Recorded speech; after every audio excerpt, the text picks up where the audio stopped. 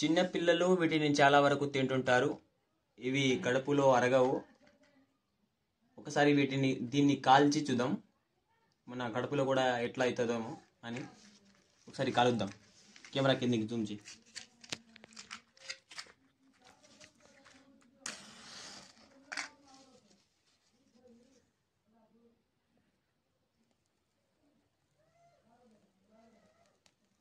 చూడండి, ఇది మండుతుంది.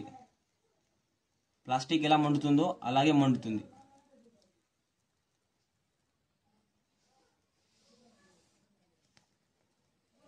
చూడండి, చిన్న పిల్లలను వీటికి దూరంగా ఉంచండి. దీని నుంచి పొగ కూడా చాలా ఎక్కువగా వస్తుంది.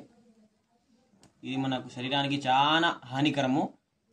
దయచేసి మీ పిల్లలకు చెప్పండి ఇవి తినకూడదు అని.